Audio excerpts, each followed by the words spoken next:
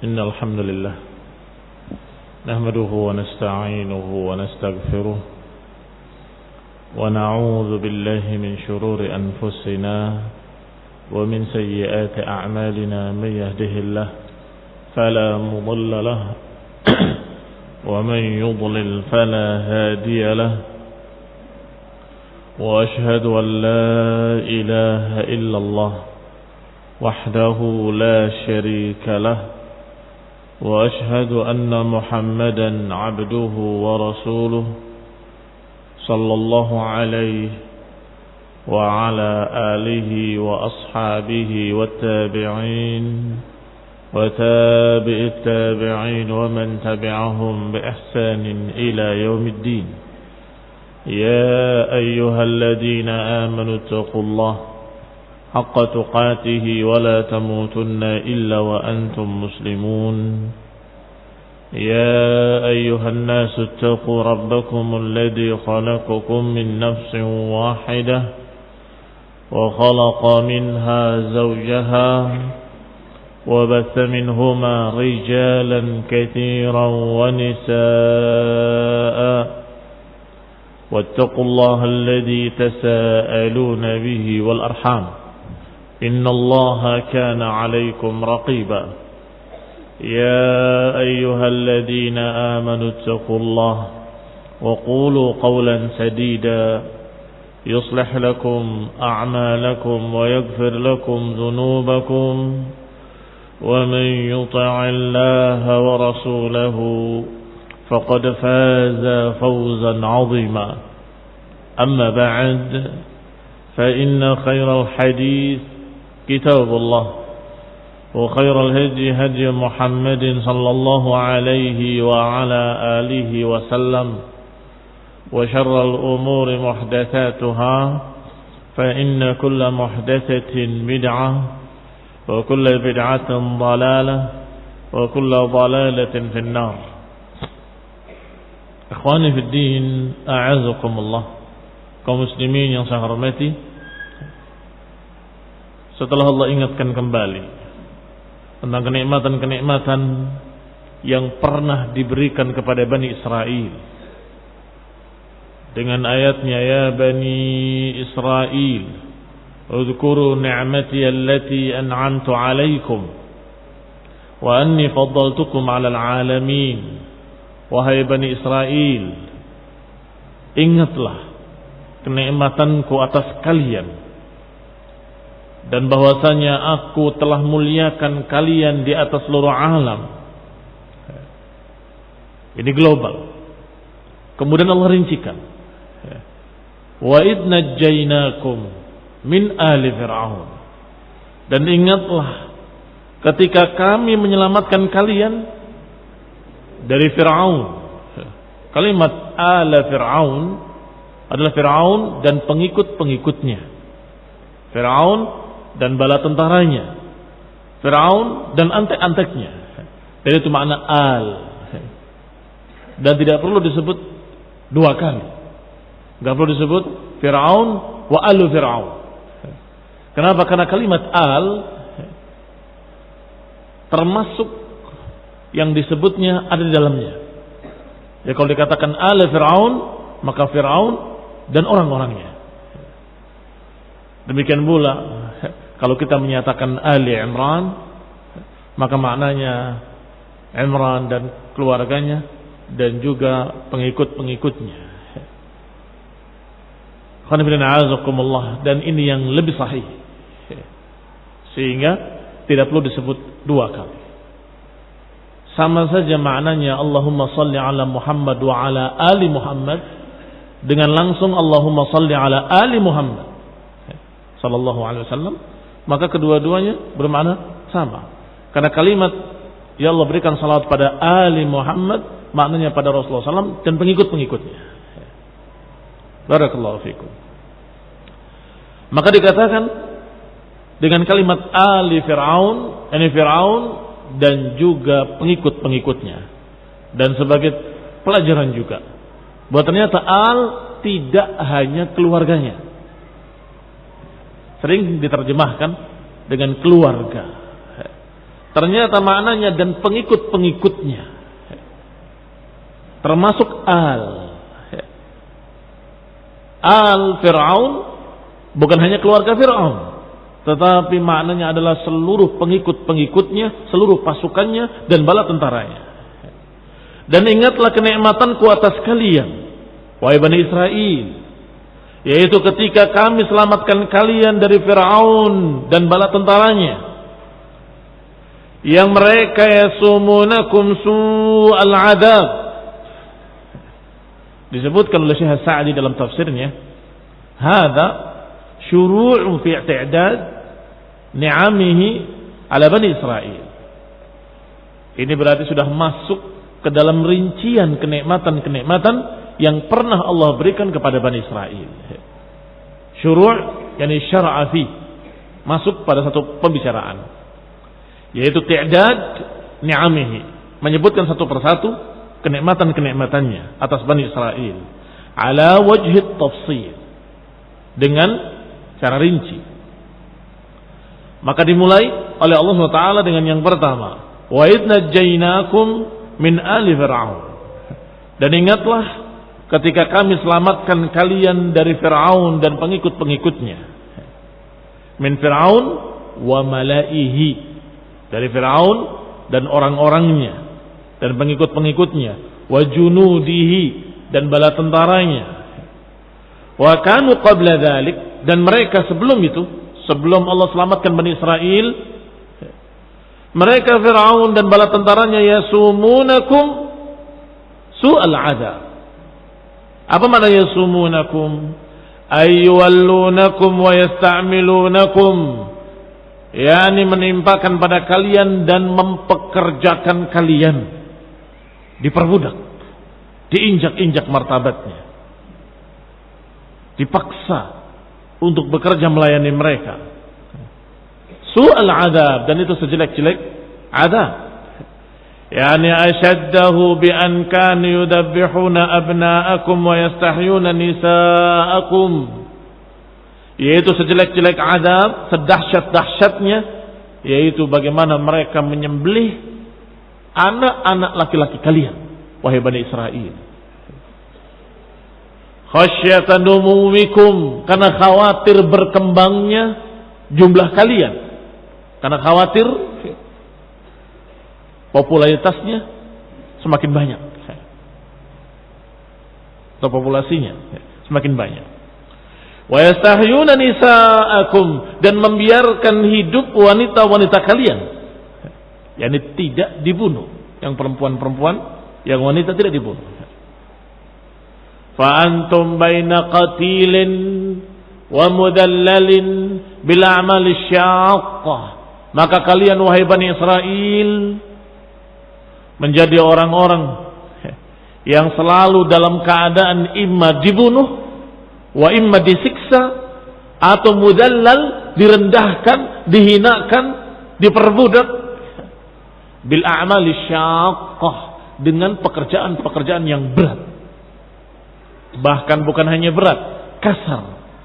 Bahkan bukan hanya kasar, pekerjaan yang menjijikkan, yang merendahkan, yang menghinakan, itu bagian mereka, Bani Israel. Sedangkan Fir'aun dan bala tentaranya dari Qibti, dari Qibti. Apa maknanya yudabbihuna abna'akum wa yastahyuna nisa'akum?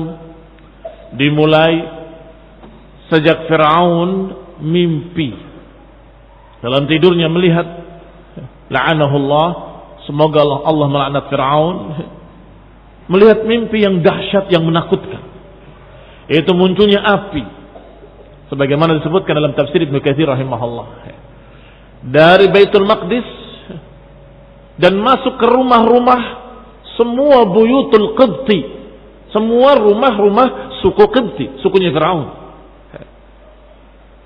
illa buyut Bani Israel, kecuali rumah-rumah turunan Israel, dalam keadaan tidak terkena api tersebut, tidak terbakar. Madmunuha, sedang kandungan mimpi tersebut ditanyakan oleh Fir'aun kepada Sammarihi, para penakwil-penakwil mimpi yang dimiliki oleh negara, oleh kerajaan Fir'aun.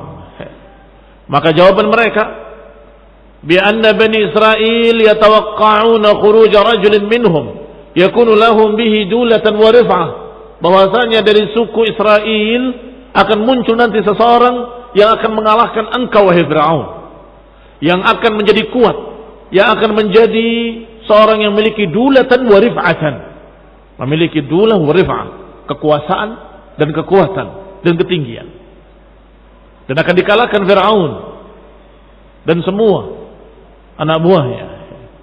Wa hakadha jaa fi haditsil futun, demikianlah datang dalam kisah-kisah tentang fitnah yang terjadi ketika itu. Maka Fir'aun memutuskan keputusan, na'udzubillah, keputusan yang zalim sezalim-zalimnya. Tidak ada satu orang pun laki-laki dari Bani Israel kecuali harus dibunuh, dan tidaklah lahir seorang anak laki-laki kecuali harus dibunuh. Maka setiap anak laki-laki harus dibunuh. Demikianlah yang Allah katakan, yudabbihuna abna'akum wa yastahyuna nisa'akum, membunuh anak laki-laki kalian dan membiarkan hidup wanita-wanita kalian, dan bukan hidup terhormat tetapi untuk dihinakan.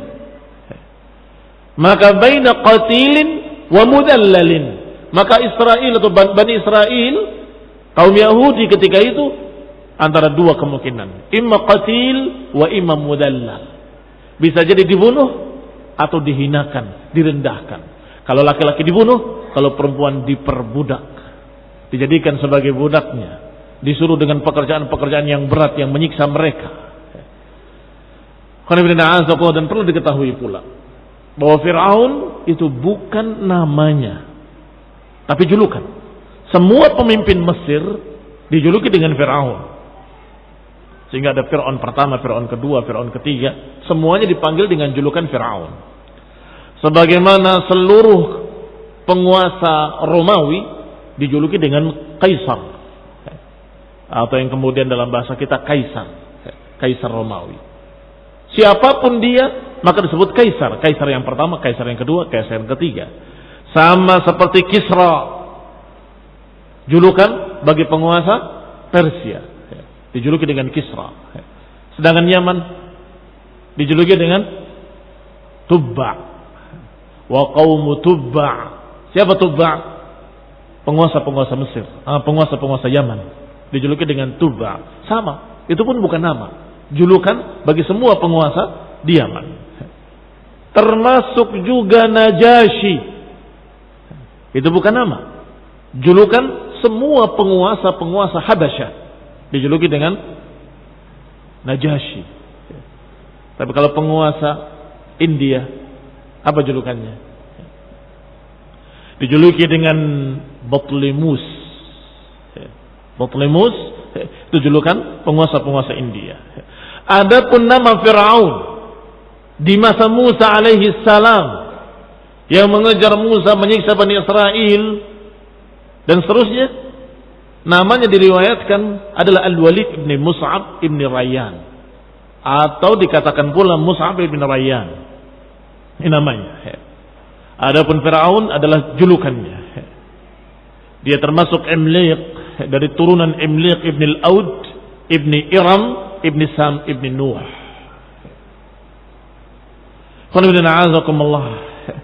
Kemudian dikatakan oleh Allah Subhanahu wa taala dalam ayat tadi bahwa mereka yasumunakum su'al azab, bahwa Fir'aun ini yang bernama Walid ini menuangkan pada kalian siksaan-siksaan. Mereka merendahkan kalian, membunuh kalian, membunuh anak laki-laki kalian, dan biarkan hidup wanita-wanita kalian. Wa fi dzalikum bala'um min rabbikum 'adzim. Wa fi dzalikum, isyarah. Kemana isyarah itu? Yang demikian itu merupakan bala dari Rabb kalian, azim, yang sangat besar. Hati-hati. Bala di sini maknanya bukan bencana.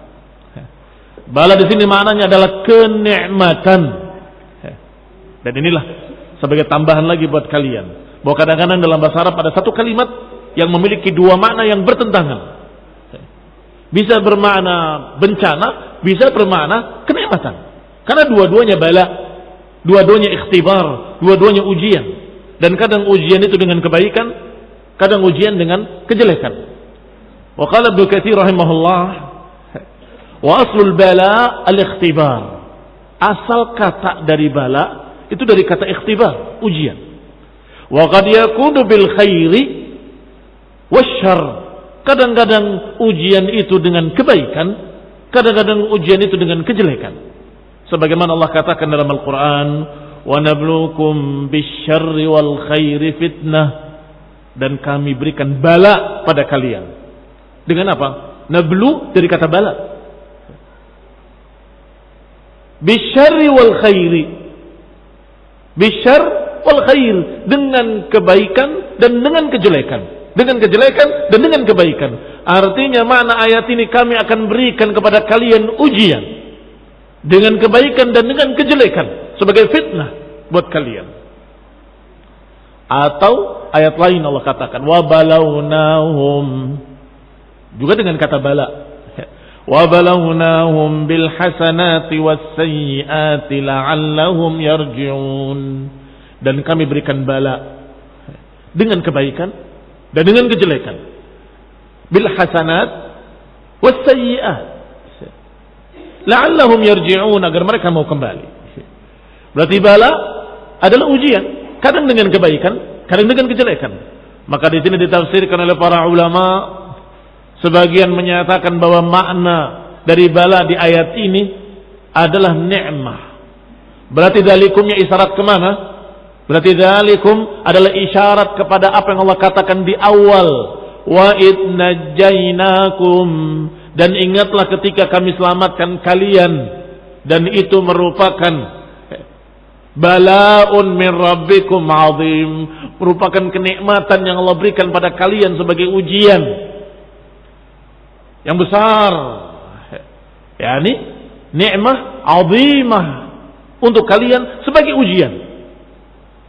Atashkurun am takfurun, sebagai ujian apakah kalian akan syukur atau kufur.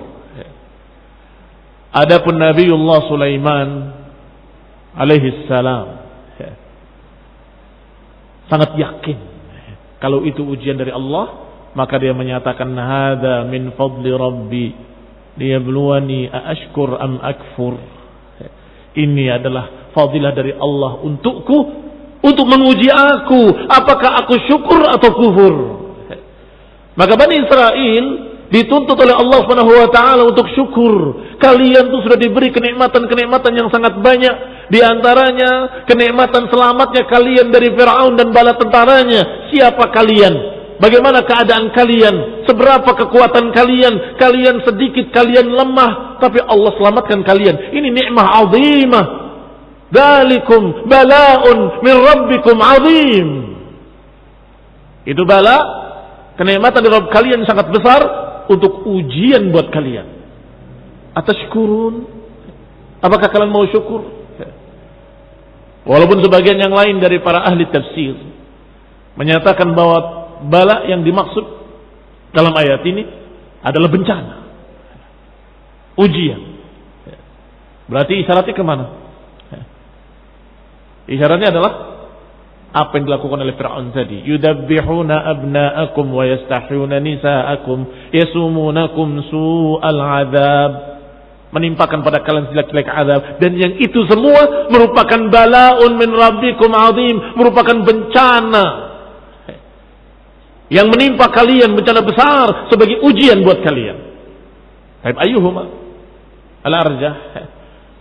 Para ulama, para jumhur menyatakan yang dimaksud dengan bala di sini adalah bencana. Tetapi dikatakan oleh Ibnu Katsir rahimahullah di awalnya bahwa yang dimaksud bencana di sini, yang dimaksud dengan bala di sini adalah kenikmatan. Dan itu yang cocok dengan kalimat awalnya, wa idnajainakum. Ingatlah ketika aku berikan pada kalian kenikmatan-kenikmatan. Ingatlah ketika kami selamatkan kalian dari Firaun dan bala tentaranya. Yang demikian itu merupakan bala'un min rabbikum azim. Mana yang cocok? Ini kenikmatan besar sebagai ujian buat kalian agar kalian syukur. Wa qala Syekh Sa'di rahimahullah, mereka baina mudallalin aw qatilin bil a'mal mudallalin bi a'mal syaqah mustahya ala wajhi al minna alayhi wal isti'la alayhi fa hadha ghayatul ihanah.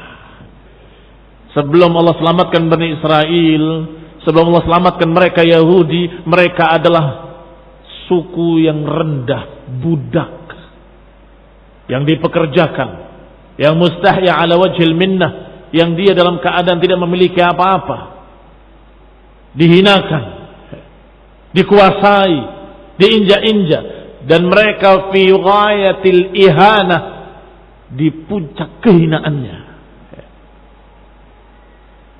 Famanallahu alaihim bin najah. Ternyata Allah berikan minnahnya, Allah berikan kebaikannya kepada mereka. Bin najati tammah, dengan keselamatan yang sempurna. Kenapa dikatakan tammah?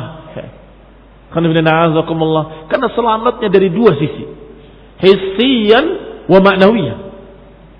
Ada satu kaum dijajah 350 tahun. Siapa kaum itu? Kemudian Allah berikan minnah, Allah berikan kebaikannya, merdeka, bebas merdeka. Itu kebaikan dari Allah SWT. Tetapi dari sisi lain mereka masih dicekik agama, masih dicekik dengan berbagai macam penyimpangan, kesesatan.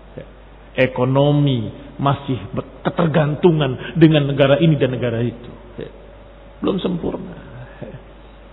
Tetapi mereka, ketika Allah selamatkan dari Fir'aun wa malaihi, diselamatkan dari dua sisinya. Diselamatkan dari tentaranya, dari siksaan mereka, dari kejahatan mereka, dari kezaliman mereka, merdeka. Dan dari sisi lain diselamatkan dari kekufuran dan kesyirikan dengan tauhid yang diajarkan oleh Musa alaihi salam. Diutus seorang rasul, diturunkan kitab Taurat, bahkan kemudian setelah itu masih diutus lagi rasul demi rasul untuk membebaskan mereka dari belenggu kesyirikan, belenggu kekufuran. Lengkap, najah tamah. Tetapi sayang sekali, sebagian mereka tidak syukur. Sebagian besar mereka bahkan tidak syukur dan tidak berpegang dengan kitab Taurat dan tidak berpegang dengan ucapan para anbiya, ucapan Musa alaihi salam wa Isa alaihi salam, yang memberitakan akan datangnya seorang rasul yang terakhir, yang begini dan begini. Disifatkan dengan rinci, disebutkan ciri-cirinya yang tidak mungkin mereka tidak tahu. Sudah pernah diriwayatkan ketika kita membahas sirah, tokoh pendeta Yahudi Ka'b al-Ashraf, ketika ditanya oleh tokoh yang lainnya, huwa? Dia jawab, na'am, huwa. Apakah dia itu dia? Maksudnya yang disebutkan dalam kitab Taurat? Dia jawab, iya. Dia memang dia yang disebutkan dalam Taurat. Tapinya inilah hawa nafsu mereka, menolak dengan hawa. Padahal mereka yakin kalau beliau alaihi salatu wassalam adalah benar-benar Rasul yang diberitakan dalam Taurat dan Injil. Huwa, na'am, huwa. Kembali kepada kita. Wa qala Syekh Sa'di rahimahullah, famanallah alaihim bin najati tammah, maka Allah berikan keselamatan pada Yahudi Bani Israel dengan keselamatan yang sempurna. Bukan hanya dilepaskan dari belenggu Fir'aun, tetapi Allah tenggelamkan Fir'aunnya di depan mata mereka.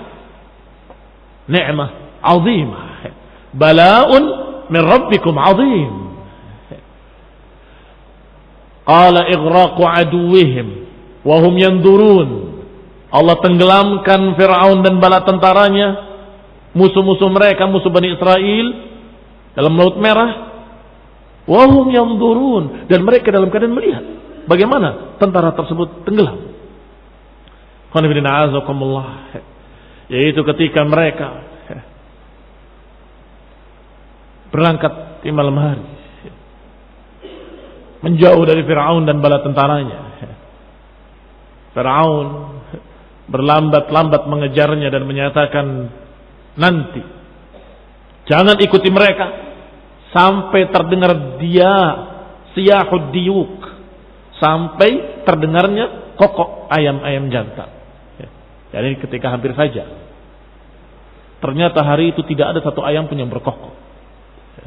Sumpahnya dia, sungguh aku tidak akan, atau kita tidak akan berangkat sampai terdengar siyah diakah. Ternyata la yasih dikun wahid, tidak ada yang berbunyi satu ayam pun, satu kok ayam pun. Maka mereka berbicara lagi, kalau begitu kumpulkan semua Qibti sebelum aku selesai ngurusi kambing ini. Dia sembelih kambing, dia menyatakan tidak selesai aku ngurus kecuali sudah terkumpul 6.000 pasukan Qibti. Maka dikejarlah. Dan mulailah pengikut-pengikut Musa alaihi salam dari kalangan Bani Israel mulai gelisah ketika melihat lautan di hadapannya dan melihat Fir'aun di belakangnya. Falamma tara al-jam'ani qala ashabu Musa inna lamudrakun. Ketika dua pasukan sudah saling melihat, pasukan Fir'aun sudah melihat Musa dan pengikutnya, dan pasukan Musa dan Bani Israel melihat pasukan Fir'aun dan bala tentaranya, maka ashabu Musa sudah bertanya-tanya, inna lamudrakun, kita pasti akan kena oleh mereka, akan bisa diliputi mereka.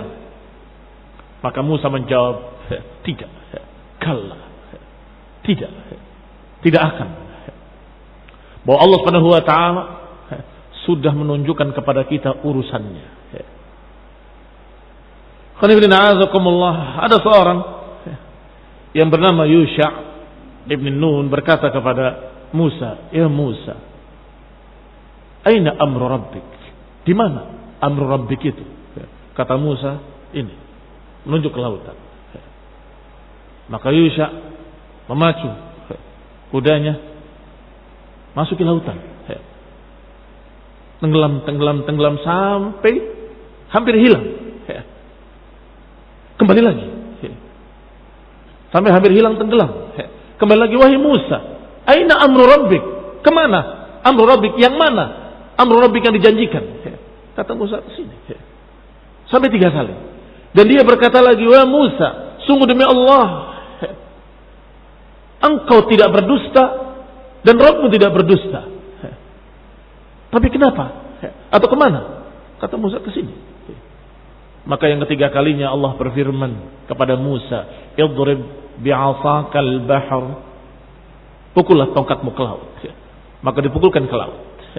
Fanfalaqa, maka terpisahlah lautan. Kullu firqin qattawdil azim, satu bagiannya seperti gunung tingginya, yang ini juga seperti gunung tingginya, dan di tengahnya jalan yang bersih, dan bukan satu jalan yang kering, 12 jalan untuk masing-masing suku. Maka berjalanlah mereka sesuai dengan suku-sukunya. Mulai bertanya lagi kepada Musa, wahai Musa, kami tidak tahu apakah saudara-saudara kami dari suku yang lain selamat seperti kami, atau jangan-jangan mereka tenggelam. Kurang yakin. Maka ikhwan fillah a'azakumullah, tidak seperti Yusha ibn Nun yang tadi menyatakan, aku yakin engkau tidak berdusta dan Rabbmu tidak berdusta. Maka dia berjalan ke lautan sampai tenggelam, sampai habis. Enggak terlihat. Kemudian dia kembali. Ya Musa, apa betul kesini amru rabbik? Aina amru rabbik? Dia tunjuk lagi lautan. Sampai kemudian dipukulkan tongkatnya ke laut. Maka barulah paham yang dimaksud oleh Allah Subhanahu wa taala dan kemudian oleh Musa alaihi salam. Adapun sebagian yang lain masih meragukan keselamatan saudara-saudaranya. Maka Musa berdoa pada Allah Subhanahu wa taala, dijadikan semua dinding-dinding tadi yang seperti gunung dalam keadaan bening seperti kaca tembus pandang. Mereka bisa melihat saudaranya dan saudaranya. Mereka semua selamat. Dan ketika mereka selamat di seberang lautan, mereka melihat bagaimana Allah tenggelamkan Fir'aun dan bala tentaranya. Laut tadi kembali menyatu dan mereka terhempas, tenggelam dalam lautan. muslim yang saya hormati.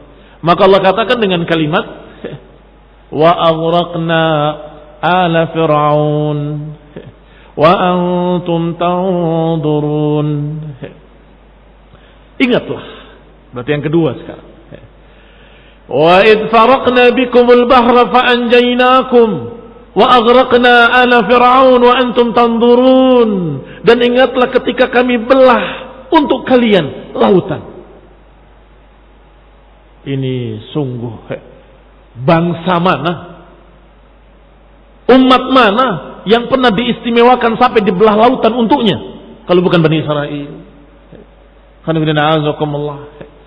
Idh faraqna bikumul bahra fa anjaynakum, maka kami selamatkan kalian dari Fir'aun. Wa aghraqna ala Fir'aun, dan kami tenggelamkan Fir'aun dan pendukung-pendukungnya. Wa antum tanzurun, dan kalian dalam keadaan melihat. Apa keuntungannya kalian dalam keadaan melihat? Pertama, itu bukti nyata di hadapan mata. Yang kedua, itu adalah sesuatu yang menghibur kalian. Kalau saja tidak kelihatan tenggelamnya, mereka tidak tahu tenggelamnya, mungkin mereka masih terus dirundung ketakutan. Jangan-jangan Fir'aun menyerang. Jangan-jangan Fir'aun akan menyeberangi dengan kapal-kapal mereka. Jangan-jangan akan mengejar mereka sampai ke seberang lautan. Masih terus belum ketakutan. Kalau tidak tahu, ketika mereka melihat dengan mata kepala mereka tenggelamnya Fir'aun, musuh mereka dan bala tentaranya, maka tentunya mereka mendapatkan ketentraman yang lebih, kenikmatan yang lebih sempurna. Udhkuru, ingatlah nikmat Allah atas kalian. Wa fi dzalikum ay inja,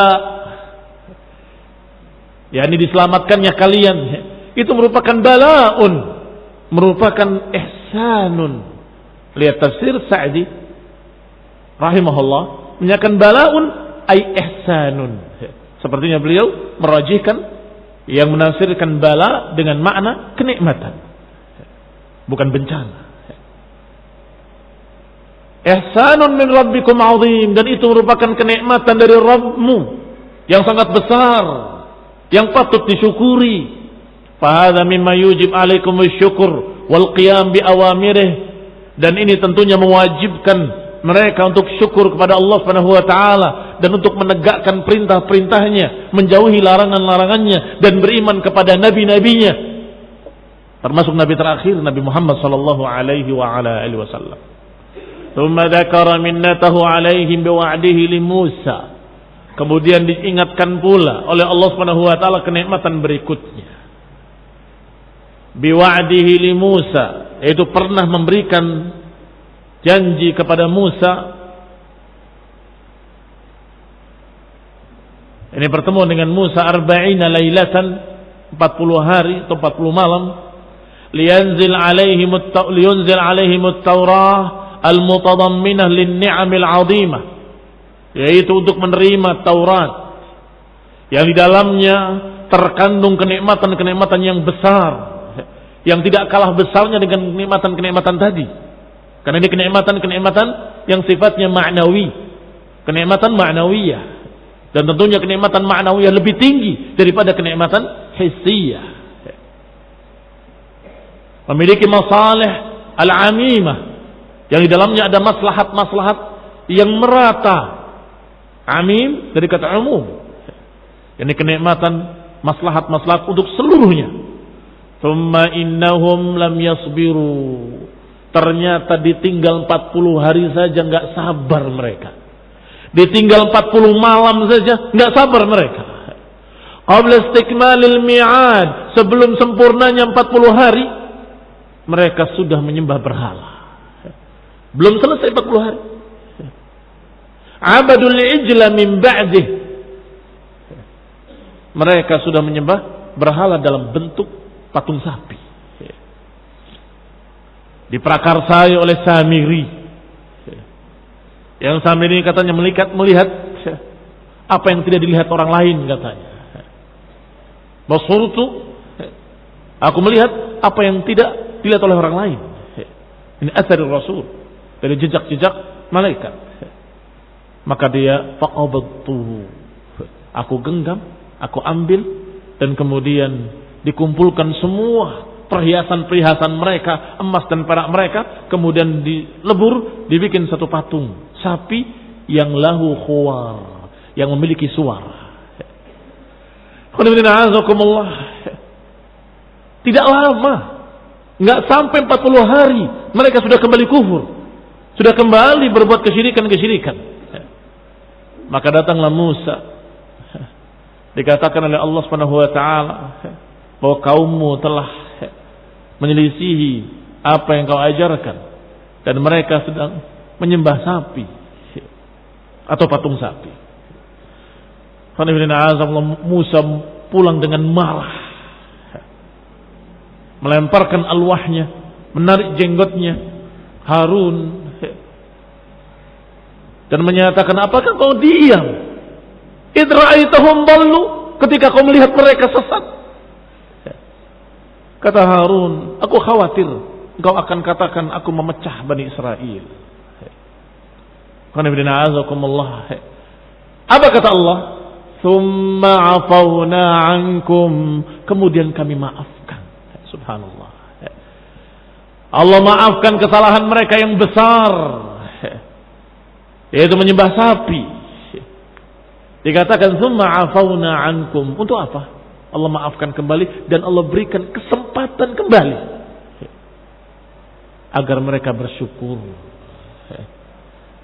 Kata Allah Subhanahu wa ta'ala, wa idh wa'adna Musa 40 laylatan thumma ittakhadhtumul 'ijla min ba'dihi wa antum zalimun thumma 'afawna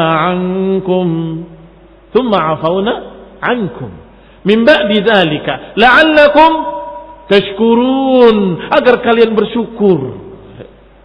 Dikasih kenikmatan lagi, dikasih kenikmatan lagi, dikasih kenikmatan lagi, la'allakum tashkurun.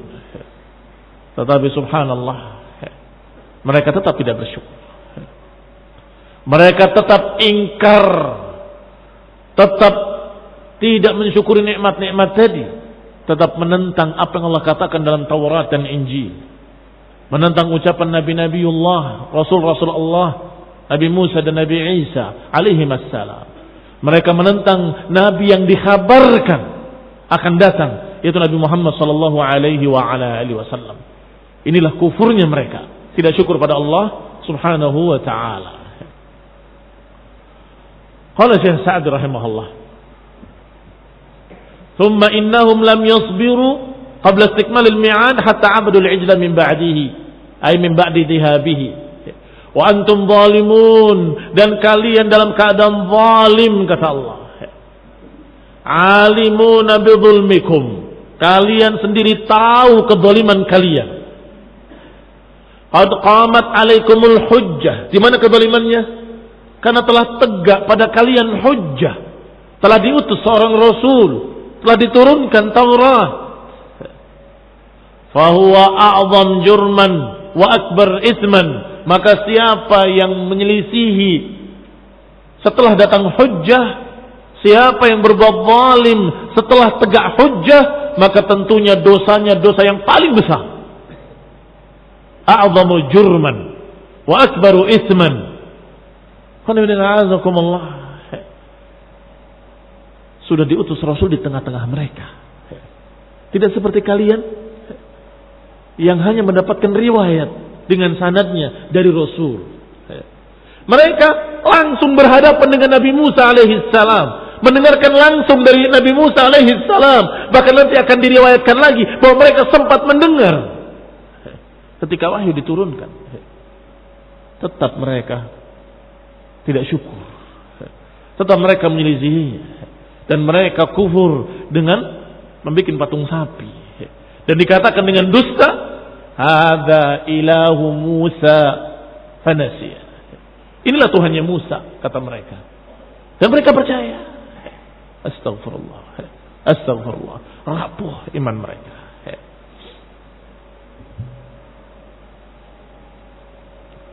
Qala thumma innahu amarakum bit-taubah. Kemudian Allah perintahkan kalian untuk taubat dari kekufurannya, dari kesyirikannya. Ala lisani nabiyhi, melalui lisan nabinya Nabi Musa alaihi salam.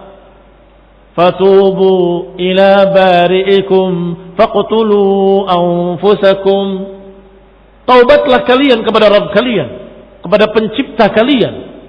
Faqtulu anfusakum, dan bunuhlah diri-diri kalian. Diperintahkan untuk bertaubat bi an yaqtula ba'dukum ba'dha. Bukan maknanya disuruh untuk bunuh diri kalian. Ini kalian bunuh diri, bukan. Tapi disuruh untuk mereka saling membunuh. Fa'afallahu ankum. Kemudian Allah maafkan. Ketahui dulu bahwa kesyirikan adalah dosa besar yang paling besar.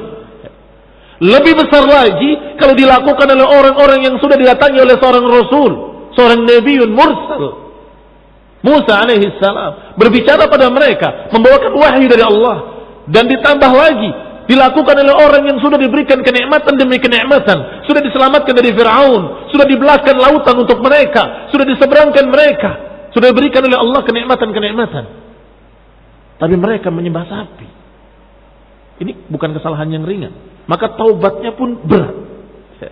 Tubu ila bari'ikum faqtulu anfusakum. Taubatlah kalian kepada pencipta kalian yang mengadakan kalian, dan bunuhlah diri-diri kalian. Yani hendaklah kalian saling membunuh. Disebutkan oleh Ibnu Katsir rahimahullah secara rinci. Dalam babnya nanti akan lewat insyaallah. Bahwa mereka memegang senjata-senjata mereka, tapi mereka tidak mampu untuk melakukannya. Melihat ke kanan dan ke kiri orang-orang yang dikenali, saudaranya, adiknya, kakaknya, ibunya atau bapaknya, atau familinya, atau kerabatnya, atau temannya, atau sahabatnya. Tidak bisa. Allah ringankan. Allah turunkan kabut yang gelap.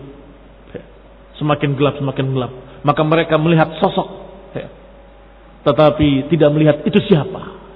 Maka diperintahkan kembali, tubu ila bari'ikum faqtulu anfusakum. Lihat ikhwan fillah, na'azakumullah, diringankan oleh Allah. Maka ketika mereka mulai melakukan apa yang diperintahkan oleh Allah Ta'ala, dia bunuh siapa yang di hadapannya. Allah Subhanahu wa Ta'ala setelah melihat mereka dengan niat dari hati mereka mengerjakan, di stop oleh Allah. Diangkat kembali awan tersebut dan dikatakan cukup, Allah telah maafkan kalian semuanya. Lihat kasih sayang Allah Subhanahu wa Ta'ala. Hanya menguji mereka, apakah mereka sungguh-sungguh mau taubat dengan taubat yang berat, taubatan nasuha. Ketika mereka sudah meniatkannya, Allah angkat awan tadi dan Allah katakan, "Tsumma afauna ankum." Kami maafkan kalian. Diterima taubatnya semua. Afala tashkurun? Apakah kalian tidak syukur? Sungguh banyak kisah-kisah unik pada Bani Israel, dan banyak pelajaran yang bisa diambil untuk kita kaum muslimin, sehingga tidak heran kalau paling banyak kisah dalam Al-Quran adalah kisah Musa dan Bani Israel. Muslim yang saya hormati. Tsumma afawna ankum. Untuk apa Allah maafkan mereka? Qala la'allakum tashkurun, agar kalian mau syukur. Yang namanya syukur di samping ucapan alhamdulillah, segala puji bagi Allah, juga melaksanakan perintahnya dan menjauhi larangannya. Sebagai syukur adalah taat kepada Allah Subhanahu wa Ta'ala. Sebagai tanda syukur, terima berita-beritanya, percaya dengan apa yang Allah katakan akan datang seorang nabi, dan percaya dengan apa dikatakan oleh Rasulnya akan datang setelahku seorang nabi.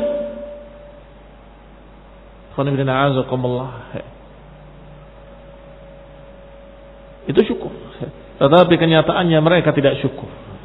Mereka justru sombong, merasa kaum ningrat yang berdarah biru, merasa kaum hebat yang diperlakukan oleh Allah dengan perlakuan istimewa yang tidak diperlakukan pada yang lainnya, merasa di bawah mereka adalah orang-orang rendahan, orang-orang yang hina, masih merasa bahwa selain mereka adalah kaum yang dalam keadaan boleh diapakan oleh mereka. Ini keyakinan Yahudi sampai hari ini, bahwa selain Yahudi itu adalah seperti binatang-binatang yang boleh kalian sembelih, boleh kalian makan dagingnya, boleh kalian pelihara, boleh kalian apapun yang kalian lakukan. Itu keyakinan mereka. Ingatlah bahwa kalian tadinya budak-budak yang hina, ditindas, diinjak-injak, diperbudak oleh Qibti, oleh Fir'aun dan bala tentaranya, dibunuh laki-laki kalian, diperbudak perempuan-perempuan kalian, kemudian Allah selamatkan kalian. Ternyata setelah selamat, merasa diri mereka lah tuan-tuan, yang lainnya budak-budak rendahan. Dan tidak pantas seorang Rasul diutus dari selain mereka. Ini kesombongan. Siapa bilang?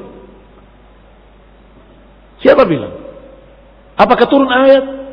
Apakah berkata seorang Nabi bahwa yang namanya Rasul yang akan datang harus dari Yahudi? Tidak ada. Itu kesombongan mereka. Kita lanjutkan insyaallah pada kajian mendatang billahi ta'ala. Semoga Allah berikan